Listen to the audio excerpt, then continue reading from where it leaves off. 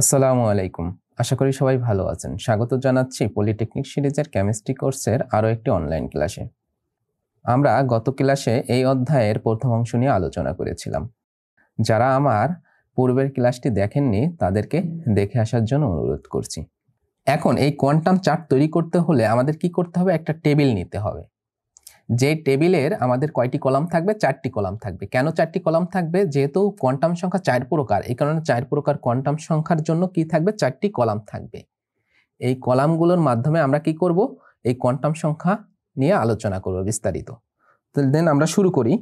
আমরা স্ক্রিনে একটি টেবিল দেখতে পাচ্ছি যেখানে 4টি কলাম আছে। কেন 4টি কলাম আছে? আমরা যেহেতু প্রধান কোয়ান্টাম সংখ্যা জানি 4 প্রকার, এই কারণে 4 প্রকার কোয়ান্টাম সংখ্যার জন্য এখানে আমরা 4টি কলাম নিয়েছি। আমরা প্রথম যে কলামটা দিব সেটি হচ্ছে প্রধান কোয়ান্টাম সংখ্যার জন্য। আর প্রধান কোয়ান্টাম সংখ্যাকে কি দ্বারা প্রকাশ করা হয়? n দ্বারা প্রকাশ করা হয়। এই কারণে আমরা এখানে কি ব্যবহার করব? n ব্যবহার করব, ছোট হাতে n বা প্রধান কোয়ান্টাম সংখ্যা। দেন আমাদের দ্বিতীয় যে কলামটা, সেই কলামটা হচ্ছে আমাদের সহকারী কোয়ান্টাম সংখ্যা। সহকারী কোয়ান্টাম সংখ্যাকে l দ্বারা প্রকাশ করা হয়, বা এটা হচ্ছে কি সহকারী কোয়ান্টাম সংখ্যা।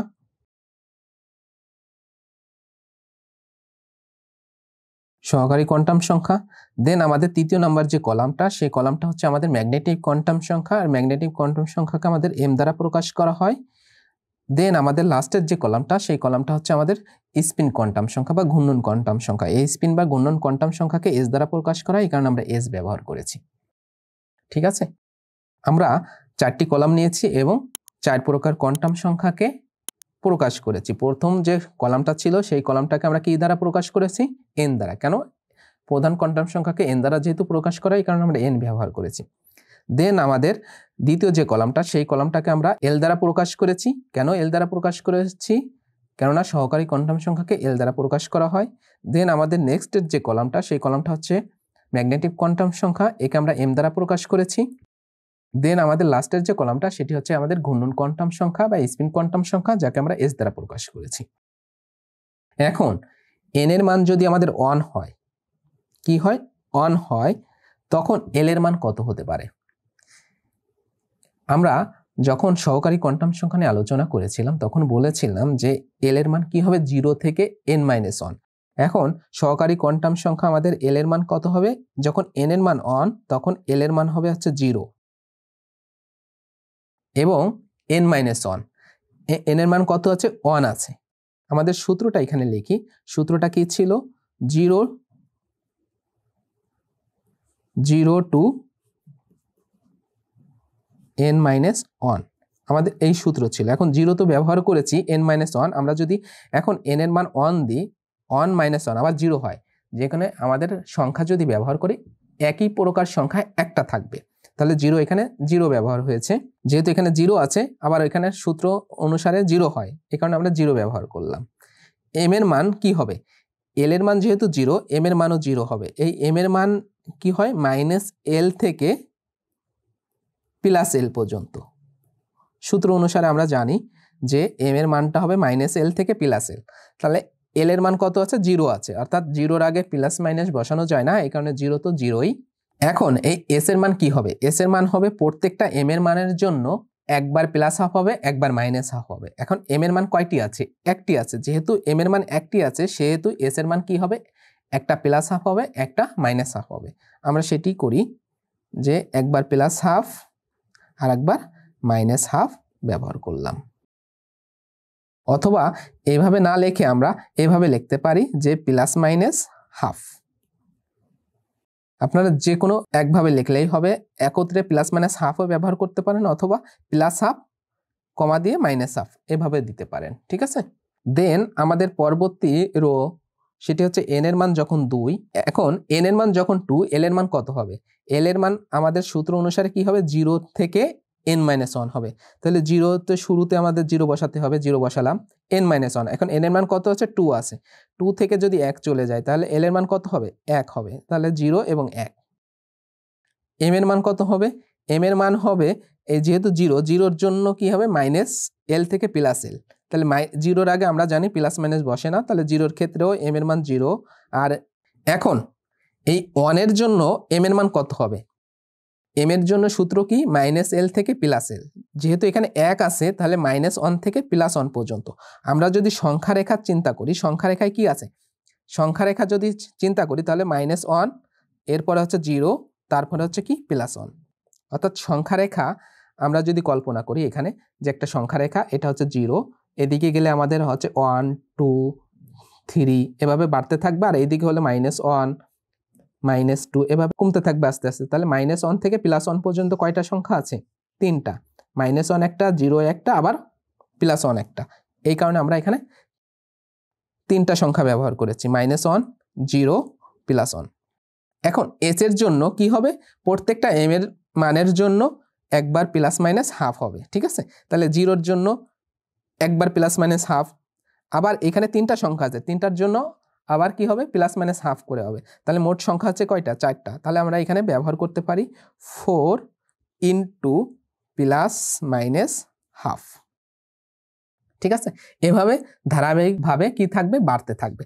এখন আমরা n এর মান যদি 3 ব্যবহার করি দেখেন, তাহলে l এর মান কত হবে, l এর মান 0 থেকে n-1, তাহলে 0 দিলাম, n-1, তাহলে n থেকে 1 বিয়োগ হলে কত হয়, 2 হয়। এখন 0 to n-1, তাহলে 0 থেকে 2 পর্যন্ত, তাহলে 0 থেকে 2 পর্যন্ত সংখ্যা কয়টা, 3টা, একটা হচ্ছে 0 1 এবং 2, এই 3টা সংখ্যা আছে। তাহলে 0-র জন্য m এর মান 0, 1 এর জন্য m এর মান -1 0 আবার +1, আর 2-র জন্য m এর মান এই সূত্র অনুসারে কি হবে, -2 -1 0 +1 +2, 5টা। এখন h এর মান আমাদের কি হবে, এটার পর নির্ভর করবে কার উপর, m এর উপর। m এর প্রত্যেকটা m এর মানের জন্য একবার +1/2 একবার -1/2। তাহলে এখানে m এর মান কয়টা আছে, মানে কয়টা সংখ্যা আছে, m এর এখানে সংখ্যা আছে 5টা আর 3টা, 8টা আর একটা 9টা, তাহলে 9 × ±½ এটি হচ্ছে আমাদের কোয়ান্টাম চার্ট। আমাদের যদি কোয়ান্টাম চার্ট তৈরি করতে বলে, এভাবে আমরা কোয়ান্টাম চার্ট তৈরি করব। এখন এটা হচ্ছে n, আর এটা হচ্ছে কি আমাদের নাম্বার অফ অরবিটাল, আর এটি হচ্ছে ভ্যালু অফ অরবিটাল। আমাদের দেখেন আমরা একটা সূত্র ফলো করে, এই ইলেকট্রনগুলো একটি সূত্র ফলো করে হয়, সেটি হচ্ছে 2n²। প্রত্যেকটা 2n²। দেখেন এখানে n এর মান যখন 1 তখন ইলেকট্রন সংখ্যা এখানে কয়টা, 2টা, কারণ n এর মান যদি আমরা 1 ব্যবহার করি, 1 এর পর স্কোয়ার করলে কত হয়, 1 হয়। তাহলে 1 এর সাথে 2 গুণ করলে আবার 2 হয়। তাহলে n এর মান যখন 1 তখন ইলেকট্রন সংখ্যা কয়টি, 2টি। আবার n এর মান যখন 2 তখন আমরা যদি এই সূত্র অ্যাপ্লাই করি তখন ইলেকট্রন কয়টা হয়, দেখেন আমরা 2 যদি এখানে ব্যবহার করি তাহলে 2 এর পর স্কোয়ার করলে কত হয়, 4 হয়, 4 এর সাথে 2 গুণ করলে কত হয়, 8 হয়। তাহলে এখানে কয়টি ইলেকট্রন আছে, 8টি ইলেকট্রন আছে, যেহেতু 4 × +-½ অর্থাৎ কয়টি, 8টি ইলেকট্রন আছে। দেন আমরা যদি n এর মান 3 ব্যবহার করি এই সূত্রে, তাহলে আমাদের ইলেকট্রন সংখ্যা কতগুলো হয়, এখানে 3-র পর স্কোয়ার করলে 9 হয়, 9কে 2 দ্বারা গুণ করলে কত হয়, 18 হয়। তাহলে এখানে কয়টি ইলেকট্রন আছে, 18টি ইলেকট্রন আছে। এখন এইখান থেকে আমাদের আরেকটি বিষয় বোঝার আছে, সেটি হচ্ছে আমরা অরবিট এবং অরবিটাল নিয়ে যখন আলোচনা করেছিলাম, তাহলে প্রধান শক্তি স্তর এটি হচ্ছে কি অরবিট, আর এটি হচ্ছে কি অরবিটাল, অর্থাৎ ম্যাগনেটিক কোয়ান্টাম সংখ্যা এটি হচ্ছে কি আমাদের অরবিটাল। তাহলে আমরা এই অরবিটাল এখানে দিই, অরবিটাল এটি হচ্ছে কি আমাদের অরবিট।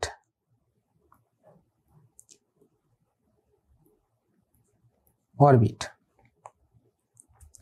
দেন এখন দেখেন এই অরবিটের উপর যদি স্কোয়ার করি তাহলে আমাদের কি অরবিটাল হয় না, হ্যাঁ, এখানে অরবিটের পর যদি স্কোয়ার করি তাহলে আমরা অরবিটাল পাবো। দেখেন এখানে 1 এর পর স্কোয়ার করলে সংখ্যা কত পাবো, একটি হবে, অরবিটালও আমাদের একটি আছে। 2 এর পর যদি আমরা স্কোয়ার করি তাহলে কি কত হবে, আমাদের 4 হবে। এখানে অরবিটালের মান কয়টা আছে, দেখেন 4টা আছে না, 4 আছে।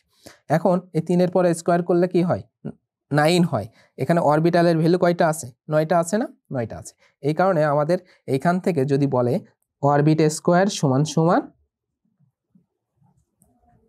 অরবিটাল প্রমাণ করো, তাহলে আমরা এটা প্রমাণ করতে পারবো। অথবা ইলেকট্রন সমূহ তার কক্ষপথে 2n² এই সূত্র ফলো করে অবস্থান করে, এটিও প্রমাণ করো, তাহলে আমরা এই চারটার মাধ্যমে অ্যান্সার দিতে পারবো। অর্থাৎ এই চারটাই হচ্ছে আমাদের অ্যান্সার। কখন হবে, যখন আমাদের প্রশ্ন থাকবে যে অরবিট স্কোয়ার সমান সমান অরবিটাল, অথবা যদি আমাদের প্রশ্ন থাকে যে ইলেকট্রন সমূহ নিউক্লিয়াসকে কেন্দ্র করে বিভিন্ন কক্ষপথে 2n² এই সূত্র ফলো করে অবস্থান করে, এটিও দেখাও। তাহলে আমরা এই চারটির মাধ্যমে এটার অ্যান্সার দিতে পারবো। সো আমরা এখন দেখব আমাদের এই টপিকস থেকে আমাদের সেমিস্টার ফাইনাল পরীক্ষায় আমাদের কি কি প্রশ্ন থাকতে পারে। শুরুতে অতি সংক্ষিপ্ত প্রশ্ন হিসেবে আমাদের থাকতে পারে যে কোয়ান্টাম সংখ্যা কাকে বলে।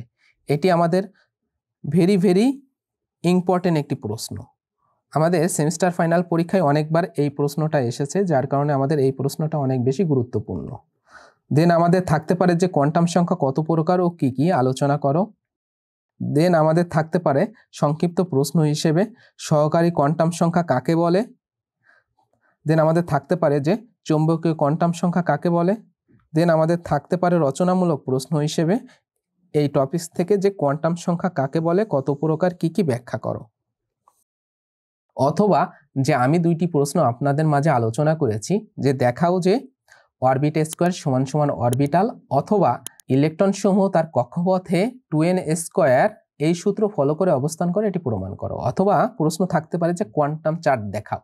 তাহলেও আমাদের এই টপিকস থেকে ওই চার্টের মাধ্যমে অ্যান্সার করতে পারবো। আজকের ক্লাসে এই পর্যন্তই। আগামী ক্লাসে আমরা এই অধ্যায়ের বাকি অংশ নিয়ে আলোচনা করব। সেই পর্যন্ত আল্লাহ তাআলা আমাদের সবাইকে সুস্থ ও সুন্দর রাখুক। এই বলে আজকের ক্লাস এখানে শেষ করছি। আল্লাহ হাফেজ। আসসালামু আলাইকুম।